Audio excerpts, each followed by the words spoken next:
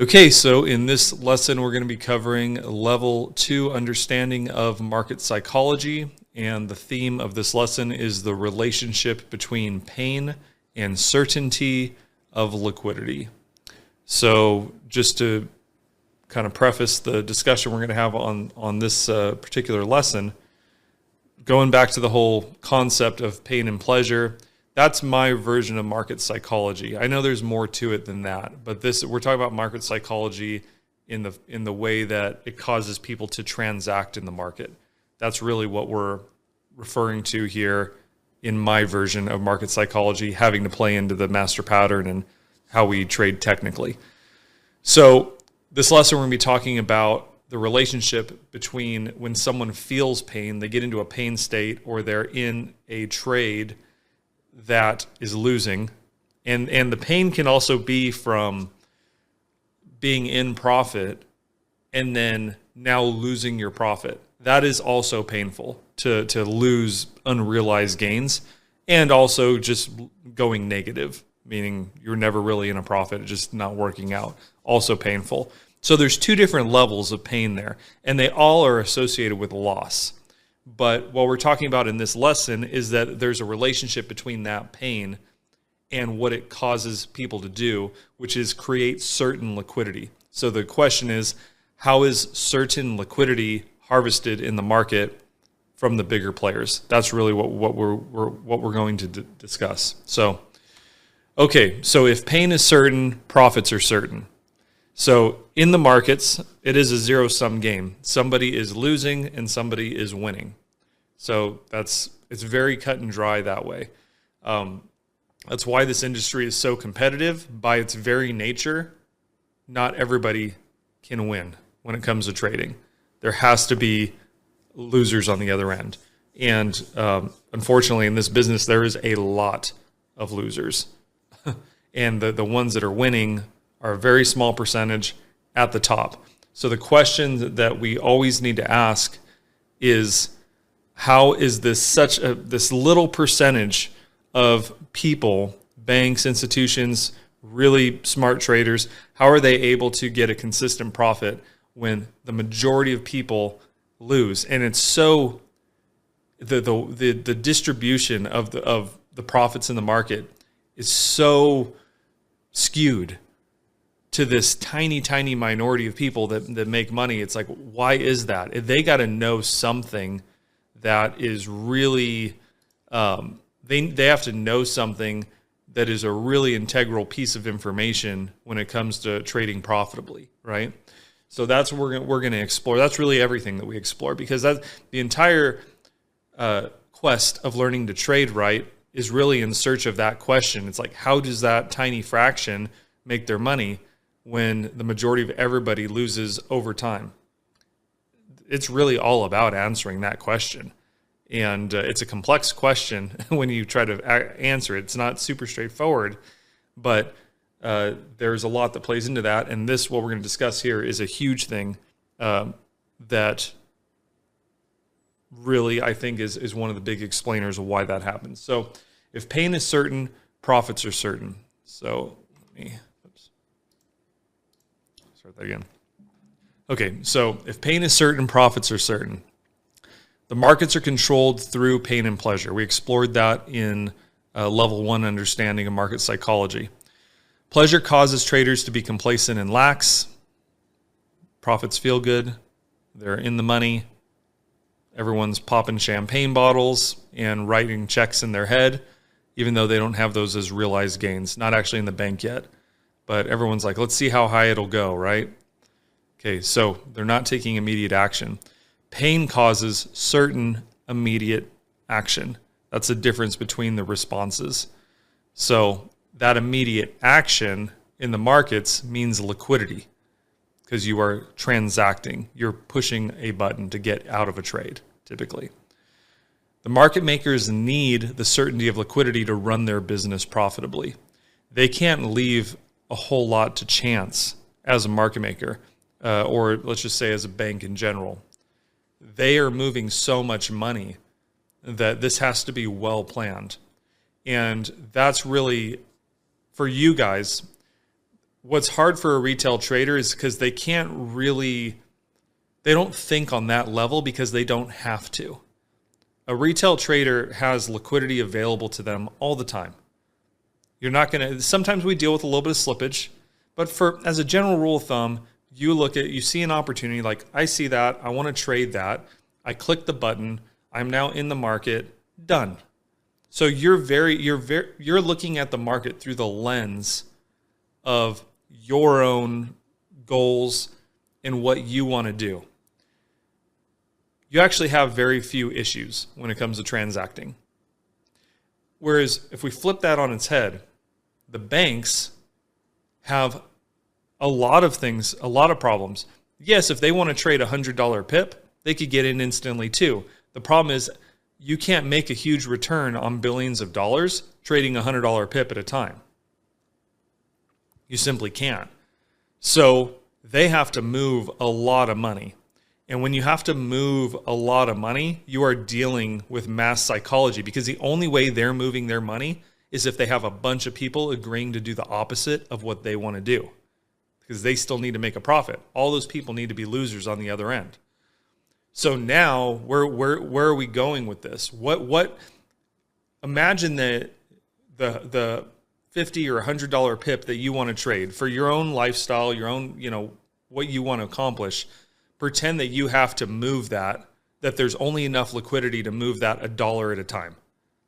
You get in $1 pip here, $1 pip there, and then you get in $1, and then you need to wait 5 minutes or 10 minutes or 15 minutes to deploy your next dollar. How would you trade?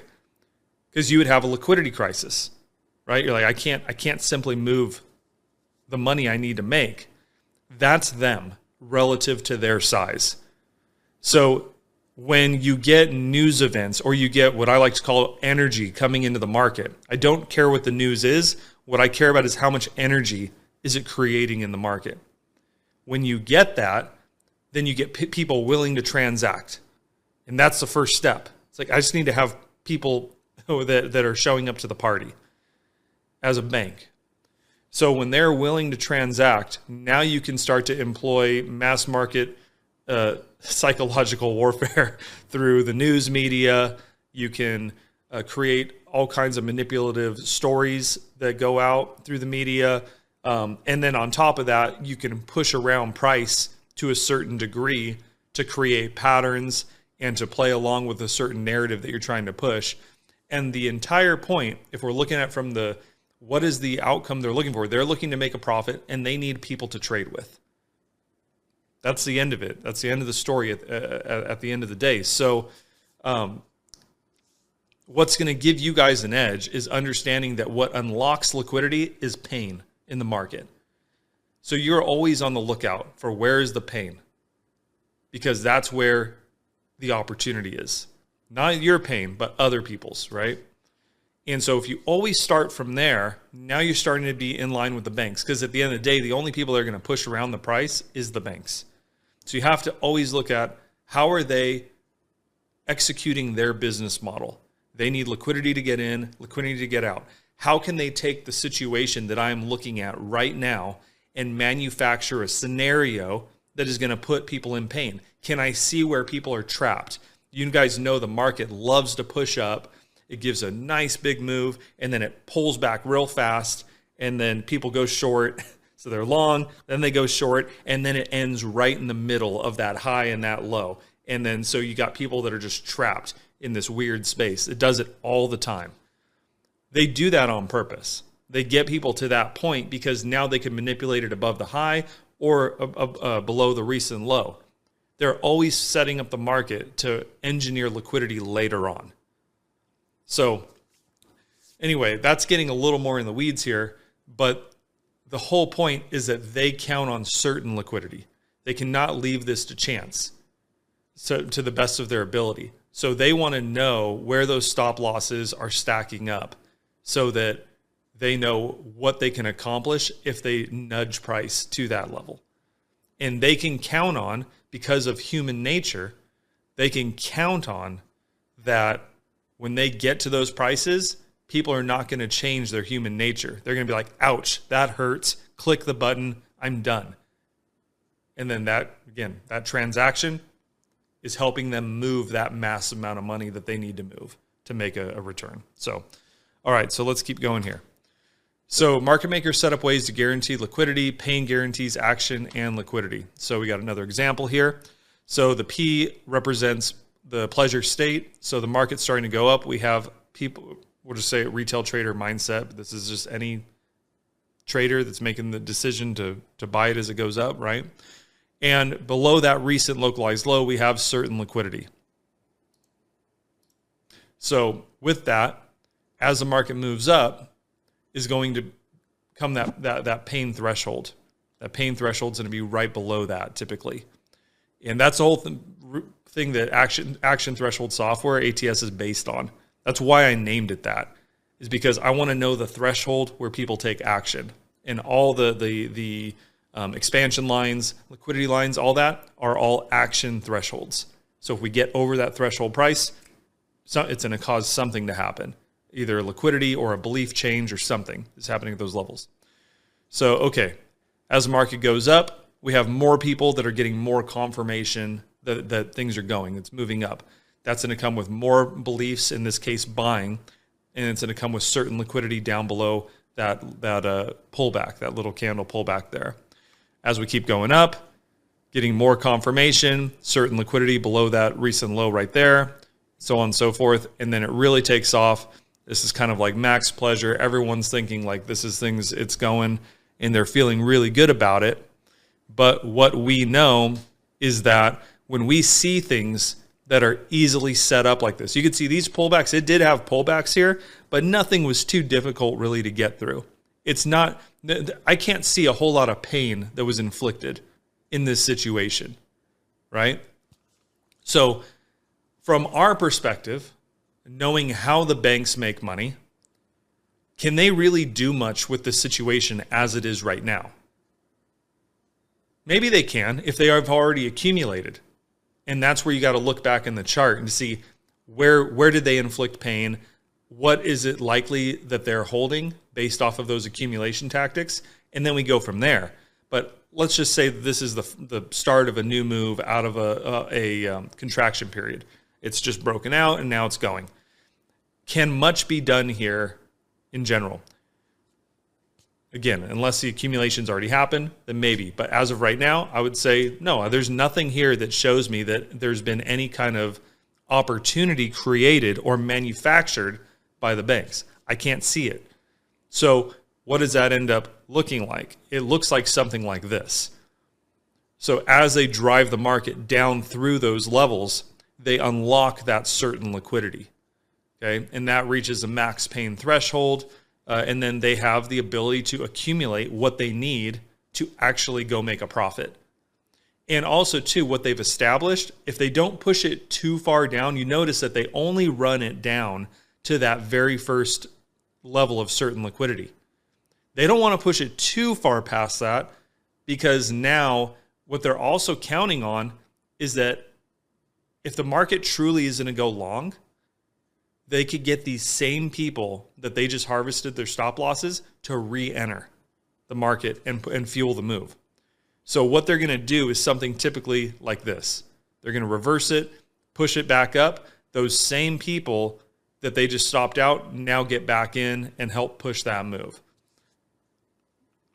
So the point with this is that what we are trying to do, and what I'm trying to teach you guys, is that this situation, the certainty, the pain and the certainty of liquidity really should be the leading indicator in your trading.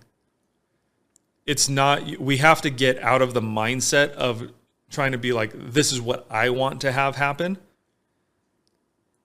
And that's what gets people to jump into breakouts and to do things that set up systems that are totally self-focused for your goals. At the end of the day, if you want the edge of the tiny percentage that actually make a profit, you have to get fully immersed in their headspace. We are really endeavoring to sit above everything. We not only want to look at what is retail likely thinking, but what is the banks, what are they thinking as well? And we're also trying to be aware of their business model, how they need to manufacture these situations. And we need to be aware of what the retail narrative is, what they're following, to see how they're essentially going to get taken advantage of and pushed around and manipulated.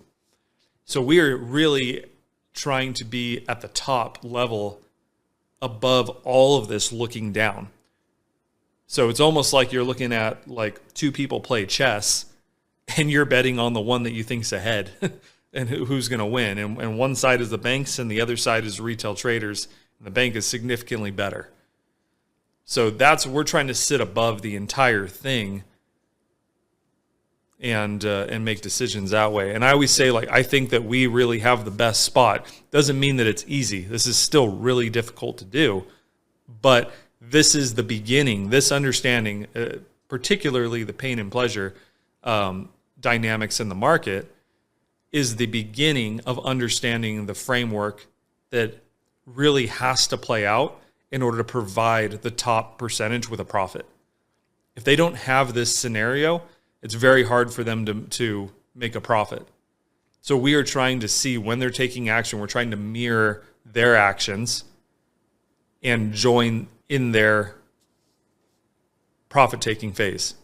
So that's the scenario. I'm not going to go too much deeper into it, but that's what you guys need to know is that, what I was going to say before too, is that I think we have the best position from where we are right here, because you can not only, if you understand their tactics, you can look for them on that higher level, and you understand what the retail does as well. You can understand their mindset, and you can trade like the bank because you can see their activity and what they need to do, but you have none of their restrictions, because some of what they have to do is necessary, again, to manufacture liquidity so that they can make a profit.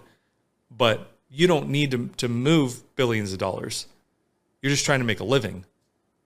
So you have all of their advantage of understanding how they run their business, but none of the drawbacks of trying to actually get in and transact, and you're not going to have any kind of liquidity problem. So it's really the best position. So, Brett, I'll address your question right here. So he says, what lot size do you think you can trade before you lose that liquidity? Good question.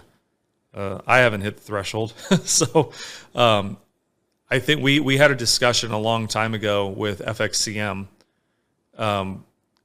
with their like institutional department, and we're curious, asked that question.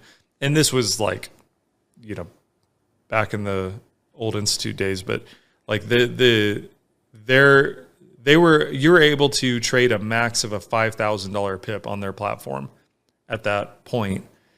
And we asked them, like, what's the slippage feel like on that?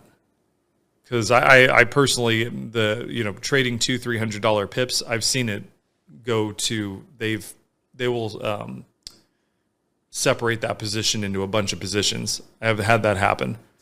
But $5,000, never seen that happen, or I haven't had any experience with that personally. But they said that that'll execute pretty instantly, even at $5K per pip. So I don't know. I don't know what the threshold is of that, but I know that if you start getting above that, you're not really dealing with traditional brokers at that point. So it's kind of goes above and beyond that. So I'm just looking at your chart here, and the question that I have now is it emotions, like our emotions, that are being managed within the market instead of the price? Yep. So I mean, the emotion is what drives the transaction. So from a technical standpoint, it's all transactions. It's all people buying and selling. But these are not robots.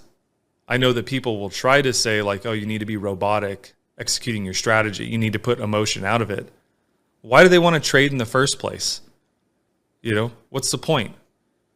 They're thinking about, while they're programming their robot and whatever they're doing, there is some emotional goal behind it. I want to take care of my family. I want freedom. I hate my job. I don't want to deal with my boss anymore. That's all extremely emotional. So the entire thing that draws people to this market is the idea of the freedom that it gives you. And that is going to bleed through in your decisions, because everybody that comes to this, particularly on the retail level, is desperate for a result. They want to get a result very, very badly. And that works against them in a lot of ways, because it causes them to emotionally transact when they shouldn't. And so we are trying to understand that. And a lot of it ends up coming to we not only need to manage our emotions, but we need to manage our expectations, because what is sold out there in the trading world is a fantastic idea that you're going to make a lot of progress and essentially get rich quick. And that is exactly the opposite of what you really need to do. It's not that you can't make good progress, but the problem is that when you try to go too fast, then you're trading too big of lot sizes, and you're doing things that are going to put you in a very vulnerable spot to experience more pain than you can handle. And that pain, at the end of the day, is going to create that certain liquidity that we're talking about, and then cause people to transact when they shouldn't be at the wrong time. So I don't know if that answers your question. All right. Yep. Thanks, bud. All right, so let's go ahead and we'll keep moving through our slide here. So what's the takeaway? Profits are not left to chance, especially when billions are at stake. Market makers and institutions will not simply hope for liquidity to enter the market. They will set things up so that liquidity is certain. And again, that comes with pain. We know that we can count on that human nature to kick in. So they are going to use that from a technical standpoint to do what they need to do. The way to guarantee liquidity is to guarantee action from other traders, and pain equals action. So as you guys go about your trading and start interacting with the market, this is, in my opinion, after 12 years, this is the best place to start from a mental standpoint when you approach the market. Understand that a consistent profit cannot be made without consistently taking money from people making the wrong decision. It is not about your indicators and your technical analysis and all those things. It is about an exchange from someone making a wrong decision to someone making the right decision. So everything that you do should be grounded in that as a basis before you ever make a trade, to figure out what decisions have been made by all parties and how am I going to align to that. And if it isn't clear on the chart, then that should be an indication that I shouldn't be doing anything yet, because I don't see the dynamics taking place in the market that provide consistency. If those dynamics are not present, you need to ask yourself, is there really an opportunity here? Because I can't see who I am personally taking money from. I don't see it and I don't get it. So can you do that repeatedly? No. Now you're just kind of shooting at the market. Your trade needs to be grounded in the basis of these consistent scenarios where that money is being transacted in the wrong way by retail and used by the banks to fuel profits. And when you see that, you see the clear picture, then that is when you're going to have everything that you need in your favor to have a repeatable strategy and approach to the market. Go for it. Yeah, that pretty much sums it up.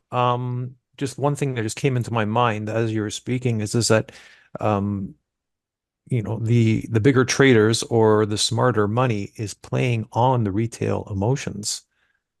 And it's I guess it's kind of like looking for the spot in the pool where the fish are, and then just going and fishing there, right? It kind of sounds cliche-ish, but that's really what it comes down to. Isn't that right? That's exactly right. You got to imagine the entire market was you in the room with 100 other people or 99 other people, right? All of you guys, that's all the money in the room, okay? All of you guys are not going to be sitting there trying to say like, hey, what are we all going to do? Let's all get like, the only way you're going to get money is if some of them make the wrong decision. So what would end up happening is you'd have people dividing off into teams and cutting deals, and then people would be trying to manipulate each other. They would all be trying to trade with each other to take each other's money. That's what we're dealing with here, just on a massive scale. So there is some camaraderie, like at ATS, because it is such a massive scale. There's so many traders. We are able to have a community like this where we can talk and try to help each other out. But at the end of the day, if it was only us, this wouldn't work. If it was literally us in this room trading with each other, it'd be cutthroat. So we are able to have these situations where we can break off and work as a group to help each other out. But it's only scales so far, because that's the zero-sum nature of the business, is that their emotions, they have to be manipulated some way into making the wrong decision, or they need to be taught something that doesn't work. And that's really, I think, the biggest problem for retail traders, is it is 100% left out what we're talking about.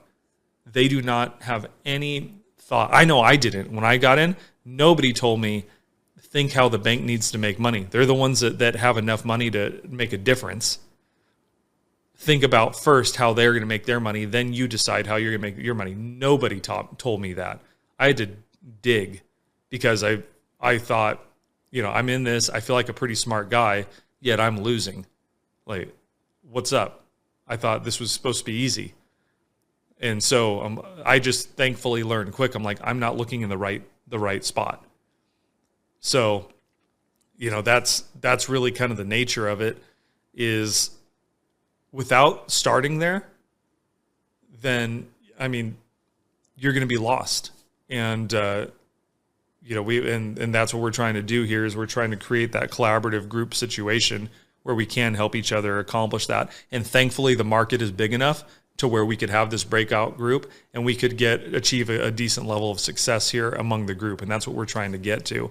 But at the end of the day, it is very cutthroat, and someone is unfortunately going to lose, and the industry counts on keeping people in that emotional state. They give them tools that keep them there. They give them things like high leverage. They give them things like prop account evaluations, which are good, but I've stated many times, if they're abused or they're not used in the correct way, it's just another tool to extract money from people. The entire industry preys off of the masses of this group of people to keep emotionally operating their business, because it's the fuel for the few that actually takes something away from it. So it's unfortunate. It has to be so skewed and so unfair. But if we're going to be in this business, you have to do an honest industry appraisal and understand this is how it works. You can see it clearly represented in the percentages of successful people. And you need to ask, what is the difference here? How are all these people, a lot of them very smart in other things. I've worked with people that are doctors, lawyers, really high-end professions that they've had to go to schooling and for, and they approach this market like, I'm smarter than the average guy. I have a degree. I have this. I'm, especially engineers. I can think through problems really well, and they come to this market and absolutely get their butt handed to them, and they cannot figure it out, like completely demoralized. It's because it's a whole different level of intelligence. It's something that they've never experienced before. So the mass marketing around this industry and everything is very powerful. It's very seductive. And people, even when they learn how the markets work, they're still so focused on that dream of, getting rich fast and going through that, going through the mainstream narrative and living that life that they try to sell, that they end up wasting 10, 15. I've seen guys 25 years still trying to figure that out. And it's unfortunate. It's sad. So the key is always like slower is faster at the end of the day in controlling your risk and having a long-term mindset. I know we're getting off topic there, but anyway, hopefully I answered your question somewhere along the way in there. Yep.